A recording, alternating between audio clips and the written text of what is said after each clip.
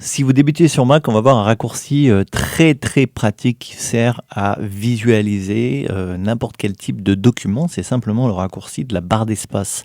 Si vous sélectionnez un document, vous appuyez sur la barre d'espace, et bien vous allez pouvoir immédiatement le prévisualiser. Je rappuie sur espace et il va se refermer automatiquement. Donc là, je n'ai ouvert aucun logiciel. Si par exemple j'en sélectionne maintenant plusieurs, eh bien vous voyez que je vais pouvoir passer de l'un à l'autre ou tout simplement cliquer ici et avoir une mosaïque de tous mes dessins. Donc ça, c'est les fichiers PNG par exemple.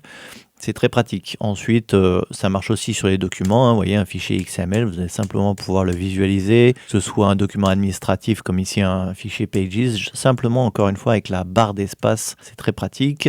Ça fonctionne aussi sur des photos. Donc là, j'ai sélectionné plusieurs photos et là, je vais pouvoir les visualiser très facilement, simplement en appuyant sur la barre d'espace et en cliquant ici sur ce petit icône pour passer d'une photo à l'autre. Ou alors, je peux utiliser les flèches pour naviguer dans mes photos très simplement. Donc là, encore une fois, je n'ai ouvert aucun logiciel. Ça a fonctionné même avec des fichiers audio. Vous voyez, là, j'ai tous mes fichiers audio qui sont ouverts et je peux passer de l'un à l'autre exactement de la même manière que les photos ou en utilisant les flèches. Et ça me permet d'écouter les morceaux très rapidement.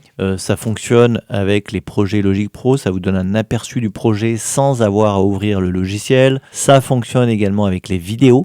Donc là, pareil, je lance mes vidéos, je peux afficher la mosaïque de toutes les vidéos sélectionnées et je peux également, comme tout à l'heure, lancer la vidéo et avec les flèches passer de l'une à l'autre. Donc ça, c'est vraiment des raccourcis hyper pratiques. Et si vous êtes un petit peu curieux, eh bien, avec la touche option, toujours avec le même raccourci, eh bien, vous pouvez appuyer sur option barre d'espace, hop, et cette fois-ci, vous visualisez de la même manière vos photos, mais en plein écran.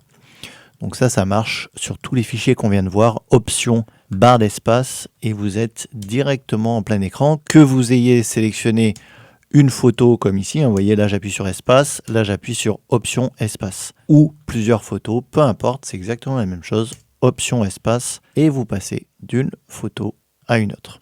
Ok, donc voilà pour la petite astuce du jour sur Mac, la barre d'espace avec la touche option pour passer en plein écran. Si vous avez des questions sur le sujet, n'hésitez pas, et moi je vous dis à lundi pour la prochaine astuce sur l'univers Apple.